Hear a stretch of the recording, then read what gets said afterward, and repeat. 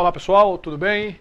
Então vamos continuar aí nosso curso. Na aula de hoje nós vamos falar aí do CPC 08, né, que trata aí do custo de transação. Esse é um CPC pequeno, né, mas tem sido muito cobrado aí nas provas, principalmente a prova da FCC, que é a questão certa, mas também cai aí no CESP, cai na ESAF, cai na FGV, cai aí nessas bancas aí, tem costumado, né, cair aí essa parte de custo de transação. Então vamos ver como é que trata esse pronunciamento aí, né? Ele trata do custo de transação, o CPC 08, prêmios na emissão de títulos e valores imobiliários. Então, além do custo de transmissão, também ele fala aí dos prêmios na emissão de títulos e valores imobiliários, ou seja, prêmios na emissão de ações, prêmio na emissão de debêntures. Vamos ver o objetivo do pronunciamento. O objetivo desse pronunciamento é estabelecer o tratamento contábil aplicável ao reconhecimento, à mensuração e à divulgação dos custos de transação incorrido e dos prêmios recebidos no processo de captação de recursos por intermédio da emissão de títulos patrimoniais, entenda, né? Ou seja, esses prêmios na emissão de ações, o ágio na emissão de ações, né? E esses prêmios quando você emite aí debêntures, por exemplo, que é uma dívida, né? Que você vai assumir aí com esses títulos. Beleza. Aí nós temos o alcance, o presente pronunciamento, regula a contabilização e evidenciação dos custos de transação incorridos na distribuição primária de ações ou bônus de subscrição, na aquisição e alienação de ações próprias, na captação de recursos por meio de contratação de empréstimo ou financiamento ou pela emissão de títulos da dívida, bem como dos prêmios na emissão de debêntures e outros instrumentos de dívida ou de patrimônio líquido. Aqui vamos ver o que é que esse pronunciamento vai tratar, né? Dos custos de transação incorridos na distribuição primária de ações. Ou seja, distribuição primária é quando se emite as ações. Aí você pode ter um custo de transação. Como é que a gente vai contabilizar aquele custo de transação? Né? Na aquisição e alienação de ações próprias, ou seja, você está comprando e vendendo ações próprias, aquelas transações com ações em tesouraria. Na captação de recursos por meio de contratação de empréstimo. Ou seja, pode ter custo de transação também nos empréstimos, pode ter custo de transação na emissão de debêntures e ele também vai tratar aí os prêmios na emissão de debêntures. Aí ele vem custo de transação, para a gente entender aí esse conceito de custo de transação, que é mais amplo aí possível. São somente aqueles incorridos e diretamente atribuíveis às atividades necessárias exclusivamente à consecução da transação. Ou seja, são aquele custo que você teve, né, inerente à transação. Né, é um custo incremental, você só teve aquele custo por causa daquela transação. São, por natureza, aí, gastos incrementais, já que não existiriam ou teriam sido evitados se essas transações não ocorressem. Aí vem aí exemplos de custo de transação. Nós vamos ter aí para a gente saber contabilizar. Gasto com a elaboração de prospectos e relatórios, remuneração de serviços profissionais de terceiros, advogado, contadores, auditores, consultores, profissionais de banco, corretores. Às vezes, para você emitir ações, né, no mercado primário, tem todo, né, uma parte lá dos auditores, dos consultores. Então, todos aqueles gastos ali vão ser tudo considerado custo de transação, no caso dessa emissão de ações, como nós estamos falando. Né? Gastos também, gastos com publicidade, inclusive nos processos de roadshow, taxas e comissões, custos de transferência, custo de registro, né? Tudo isso aí incorpora os custos de transação. Custos de transação, eles não incluem ágios ou deságios, certo? Não estão incluídos aí nos custos de transação ágio ou deságio. Então, se você tiver ágio na emissão de ações, ali não compõe ali o custo de transação. Na emissão de títulos e valores mobiliários, né? Na emissão de ações. Despesas financeiras. Custo de transação não inclui despesas financeiras. Custos internos, nada disso está incluído lá nos custos de transações. Então, para a gente já saber que o custo de transação não vai incluir despesa financeira, ágio, deságio, custo interno, nada disso. Né? Então, vai ser aquelas taxas de registro, taxa de remuneração lá daqueles profissionais, gasto com publicidade, que você vai abrir as ações no mercado, esse tipo de gasto que são os custos de transação. Então, já sabendo que não vai englobar ágio ou deságio, não engloba também o que? Despesa financeira. Aí vem despesa financeira. Aí vamos entender, né, que despesa financeira e encargos financeiros, qual vai ser a diferença? Encargos financeiros é um conceito muito mais amplo do que despesa financeira, porque encargo financeiro engloba a despesa financeira, engloba ágio, engloba prêmio, engloba tudo, né?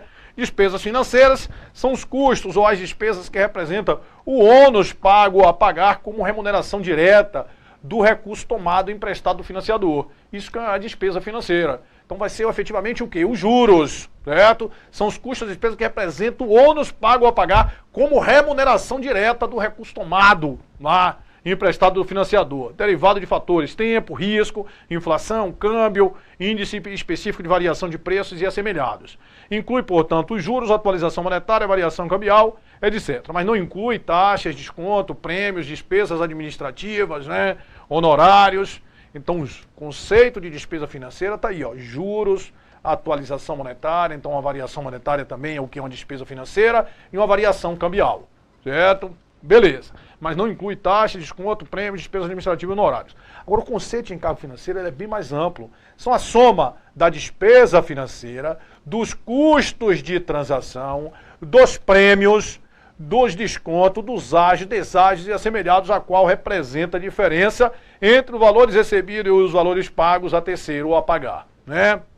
Então, pessoal, o conceito de encargo financeiro vai ser tudo, né? Vai ser o somatório das despesas financeiras, o somatório com ágio, deságio, com prêmio, com tudo. Olha aí, ó. Encargo financeiro, despesa financeira, custo de transação, prêmios, descontos, ágios, deságios e assemelhado, a qual representa a diferença entre os valores recebidos, né, e os valores a pagar. Então, por exemplo, se você, né, tomou um dinheiro emprestado, só para a gente entender aqui, ó, fez um empréstimo. Aí tomou um empréstimo de 100 mil, certo? Aí, para esse empréstimo, você vai pagar, valor a pagar, vai ser 120 mil. Ou seja, isso aqui vai ser uma despesa financeira de quanto? De 20 mil. Só que para você tomar esse empréstimo, teve um custo de transação de 2 mil, certo? O custo de transação de 2 mil para efetivar esse empréstimo.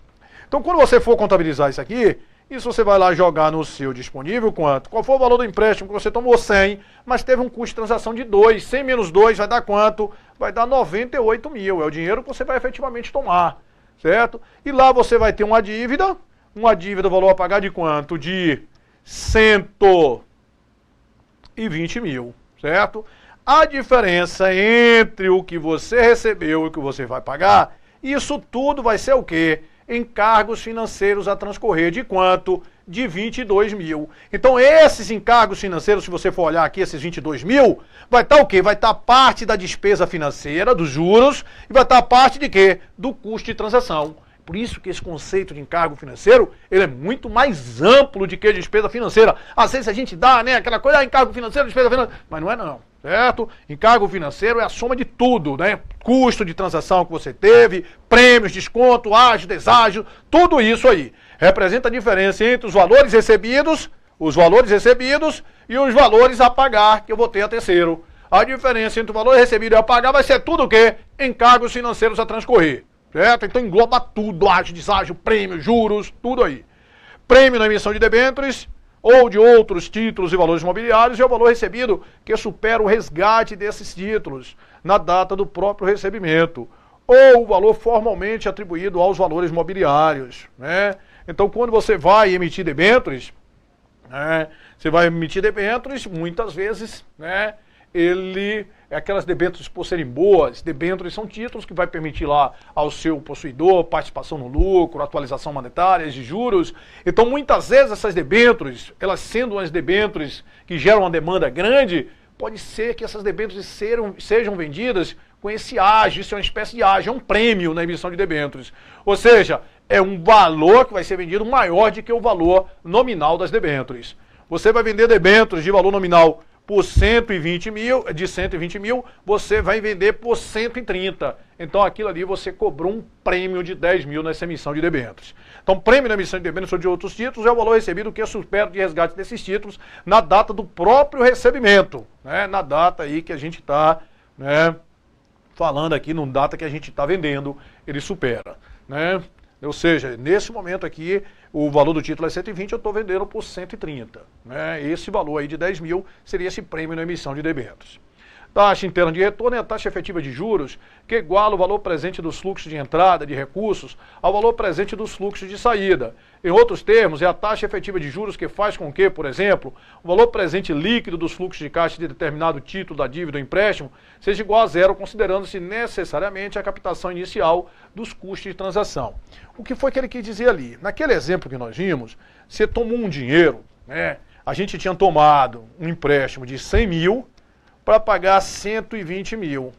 Então, na realidade, vamos supor que isso aqui foi cobrado aí uma taxa de 20%, né? 20%, 100 para 120, só para a gente entender aí esse negócio. E eu lhe falei que teve um custo de transação de quanto? A despesa financeira foi de 20%. E eu lhe falei que teve um custo de transação de 2 mil. Lembra que eu falei que teve um custo de transação de 2 mil? Teve. Então, eu te falei, e lá, na realidade, você vai ter lá no disponível quanto? 100 menos 2, 98 mil. Vai ter uma dívida que você vai ter a pagar de quanto? De 120 mil. A diferença entre isso vai ser o quê? Encargos a transcorrer. Encargos a transcorrer de quanto? De 22 mil. Foi o que eu falei, que os encargos tem os juros, tem um custo de transação ali de 2 mil. Então, pessoal, essa transação, a taxa de juros foi 20%. Mas se você for olhar, a taxa efetiva, ela foi maior do que 20%. A taxa efetiva leva em consideração que esse custo de transação. Na realidade, olha só, você está tomando 100 mil para pagar 120, não é isso? 100 mil para pagar 120. Mas como houve esse custo de transação, efetivamente, você está entrando para você 98. Você está tomando 98 para pagar quanto? Para pagar 120. Certo? Então a taxa efetiva de juros vai ser uma taxa o quê? Vai ser uma taxa maior. Certo? A taxa efetiva de juros será uma taxa maior que os 20%, seria os 22% no caso. Então, é o que ele fala em taxa interna de taxa efetiva de juros, que iguala o valor presente dos fluxos ao valor presente dos fluxos de saída. Em outros termos, é a taxa efetiva de juros que faz com que o valor presente, né, seja igual aí a zero. Método de juros efetivos é um método de calcular o custo amortizado de ativo financeiro ou de passivo financeiro e alocar receita e despesa de juros no período. A gente vai ver como é que a gente vai calcular esses juros, né? Se a gente tiver a taxa efetiva de juros, para a gente calcular a despesa financeira de um período, a gente vai ver quanto foi que entrou líquido ali naquele caso, entrou 98 mil. 98 mil vezes a taxa efetiva. Ali eu só coloquei um período, né? Aí a gente iria colocar vários períodos, né? Aí a gente vai achando isso mensalmente ou anualmente. A gente pega o valor efetivo que entrou vezes a taxa efetiva de juro. Título patrimonial é qualquer contrato ou título ou valor mobiliário que evidencie um interesse residual nos ativos da entidade após a dedução de todos os passivos. Como exemplo, nós temos de título patrimonial aí ações, bônus de subscrição, né? Todos os títulos patrimoniais. E valor justo, esse conceito, a gente já está acostumado aí, né?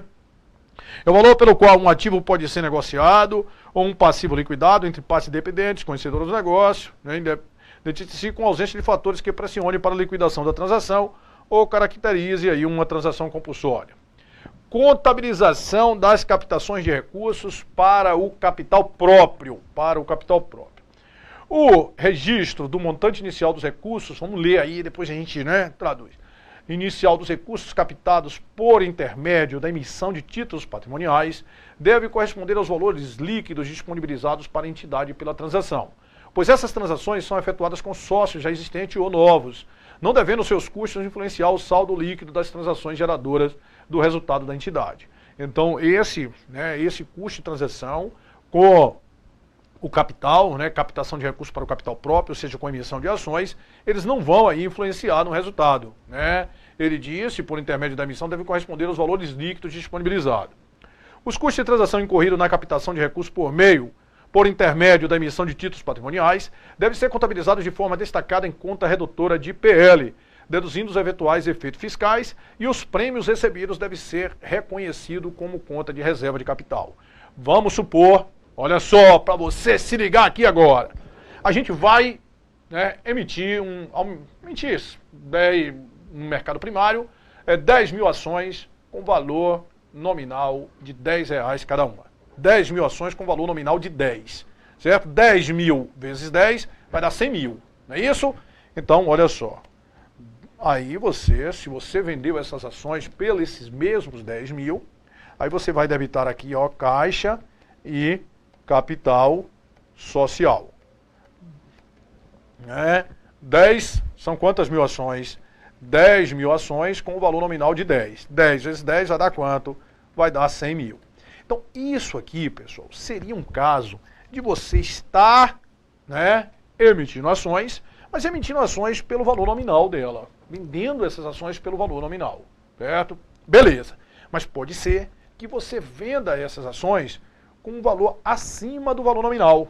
Então, agora a gente não vai vender essas 10 mil ações por 10. O valor nominal delas é 10.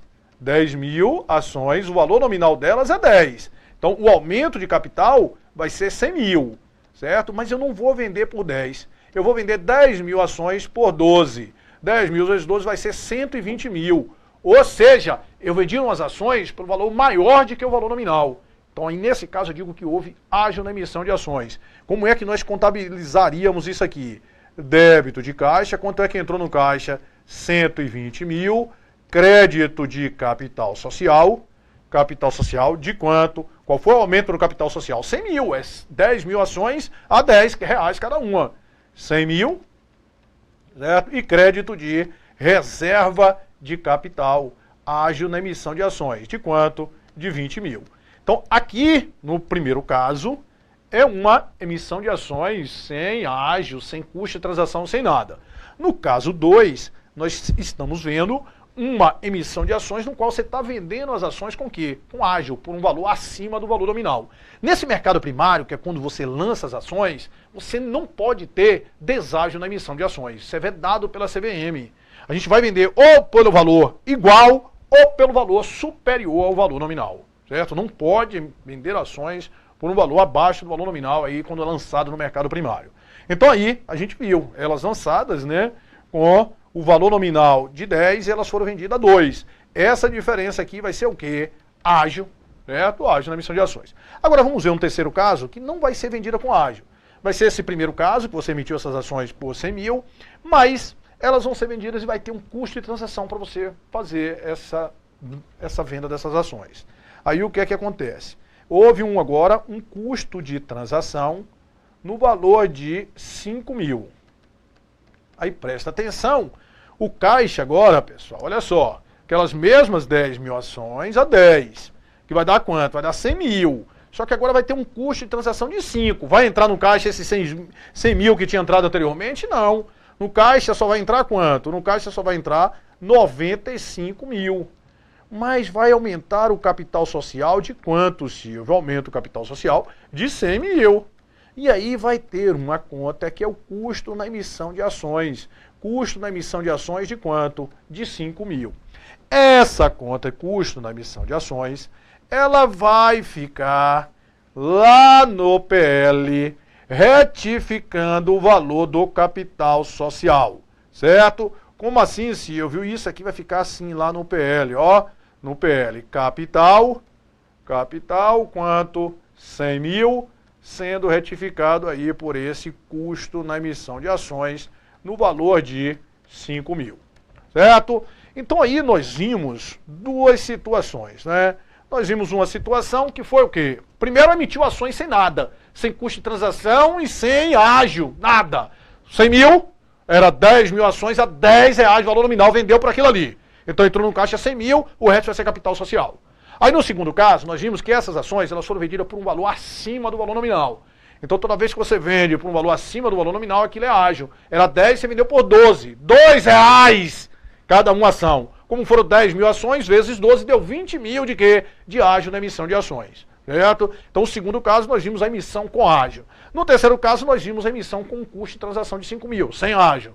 Agora nós vamos ver a terceira situação com, você vai estar emitindo essas ações de 10 mil ações no valor de 10, ou seja, 100 mil, que é o valor do aumento do capital social. Você vai vender essas ações por 12, ou seja, vai entrar né? Seria para entrar no caixa 120 como foi aqui, mas só que agora também você vai ter esse mesmo custo de transação cá embaixo. Esse custo de transação de quanto? De 5 mil que houve nesse terceiro caso. Esse aqui não é o terceiro caso, esse aqui é o quarto caso, e o que a gente tem que ficar esperto nesse aqui, né? Então, você agora está emitindo com ágio e houve também um custo de transação. Então, o quanto é que vai entrar no caixa? Quanto que vai entrar no caixa? Vamos lá. No caixa, você está vendendo 10 mil ações a 12, está entrando quanto no caixa? 120 mil. Beleza. Está aumentando o capital de quanto? Está aumentando o capital de 100 mil. Está aumentando o capital. No caixa não entrou 120 mil não, Silvio. No caixa entrou 120 mil, seria na outra situação. Nesse aqui ainda teve um custo de transação de 5. Então no caixa não vai entrar 120. 120, aqui ó, você vê que o custo de transação diminui o valor que vai para o caixa. Então no caixa vai entrar quanto? 115. Aumentou o capital social em quanto, Silvio? Em 100 mil. Aumentou o capital social em 100 mil. E aí nós vamos creditar que conta? Nós vamos creditar a conta reserva de capital. Né? Ágio na emissão de ações no valor de quanto? De 15 mil. O que foi que aconteceu? Vamos lá ficar esperto aqui. Você viu que aqui você teve uma reserva de capital de 20 mil.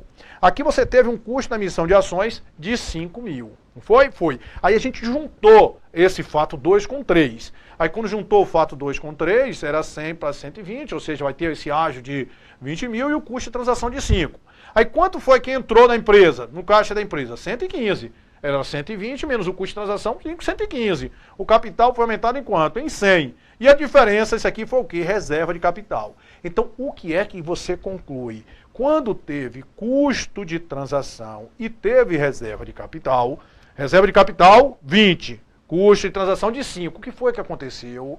O maior, ele engole o menor, certo? Incorpora o menor. Com uma reserva de capital foi 20, o custo de transação foi 15, 20 menos 15 ficou uma reserva de capital de quanto? 20 menos 5 ficou uma reserva de capital de quanto? De 15.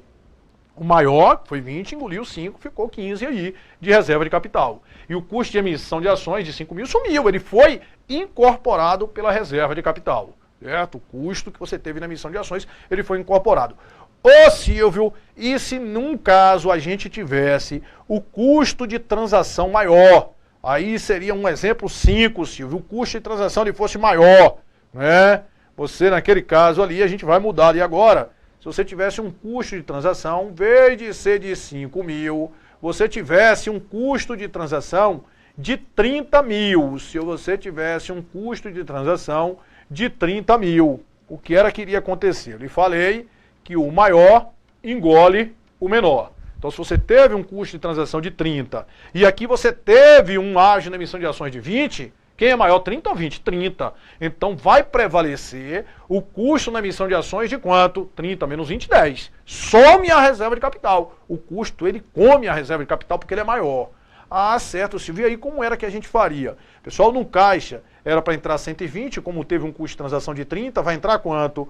Vai entrar 90 mil, certo? Aí você aumentou o capital social em quanto? Em 100 mil, certo? E aí a gente vai debitar, que conta aí o custo na emissão de ações no valor de 10 mil, certo? Então, isso aí a gente está vendo como é a captação aí de recursos, né? Contabilização das captações de recursos para o capital próprio, quando você tem custo de transação, quando você tem o quê? Ágio, né? Então, se teve custo de transação somente, a gente viu que ele vai lá ficar retificando lá o PL. Se teve reserva de capital, ou seja, vendeu por um valor acima do valor nominal somente, beleza. Agora, quando tem as duas coisas, quando tem custo de transação e reserva de capital, o que é que acontece? Quem for o maior prevalece. Não vai ficar os dois. Não vai ter nenhuma situação que você vai ter custo de emissão e reserva de capital no lançamento, porque quem for maior engole menor. Certo? Então, olha só, o registro do montante inicial dos recursos captados por intermédio da emissão de títulos patrimoniais deve corresponder aos valores líquidos, conforme nós vimos aí, né? O registro do montante inicial, sempre a gente contabiliza os valores líquidos aí, disponibilizados para a entidade pela transação, pois essas transações são efetuadas com os sócios já existentes, não devendo seus custos influenciar o saldo líquido das transações. Os custos de transação incorridos na captação de recursos por meio da emissão de títulos patrimoniais devem ser contabilizados de forma destacada em conta redutora do PL. deduzidos os eventuais efeitos fiscais. E os prêmios recebidos devem ser reconhecidos em conta de que os prêmios recebidos vão ser reconhecidos em contas de reserva de capital. Tá aí, né? Se teve prêmio, vai ser reconhecido na reserva de capital. Se teve custo, vai ficar como redutora do PL. Teve os dois, o maior engole o menor. Se a reserva de capital for maior do que o custo, a gente prevalece a reserva de capital. Se o custo for maior, prevalece o custo. Nas operações de captação de recursos por meio da emissão de títulos patrimoniais em que exista prêmio, excedente de capital originado da subscrição de ações aos quais os custos de transação se referem, deve o prêmio até o limite do seu saldo ser utilizado para absorver os custos de transação, o que a gente mostrou. Nos demais casos, a conta de que trata o item anterior será apresentada após o capital social e somente poderá ser utilizada para duas coisas: para a redução do capital social ou absorção por reserva de capital, certo? A gente só pode utilizar ele para a redução lá do capital social ou ele ser absorvido pela reserva de capital. Quando a operação de captação de recursos por intermédio da emissão de títulos patrimoniais não for concluída, inexistindo aumento de capital ou emissão de bônus de subscrição, os custos de transação devem ser reconhecidos como despesa destacada no resultado do período em que se frustrar a transação. Você vai tendo, pessoal, olha só, antes mesmo de você emitir as ações no mercado e ter comprador, você vai tendo os custos de transação. Esses custos de transação, inicialmente, quando você vai tendo, você vai creditando o caixa e debitando lá, quando você vai tendo antes de lançar mesmo as ações no mercado. Aí você vai debitando em despesa antecipada, certo? Vai debitando em despesa antecipada. Aí só depois que você pega e lança essas ações no mercado, aí pode acontecer duas coisas. A transação ela pode ter tido sucesso.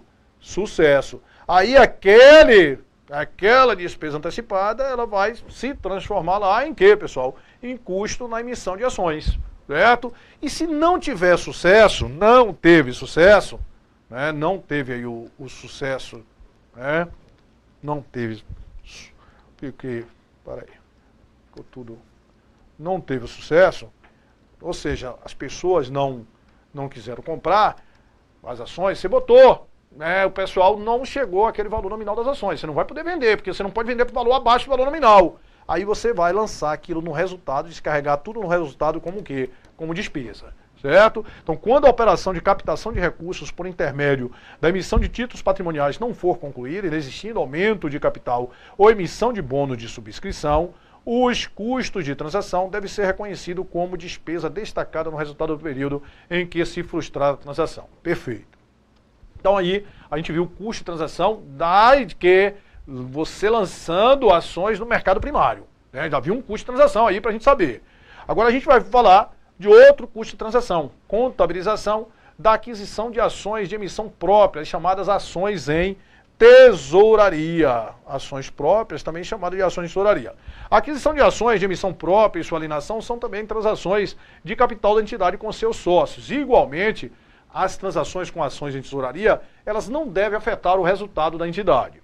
Os custos de transação incorridos na aquisição de ações de emissão da própria entidade deve ser tratado como acréscimo do custo de aquisição de tais ações. O custo de transação na aquisição de ações, eles vão ser tratados como o quê? Como acréscimo no custo.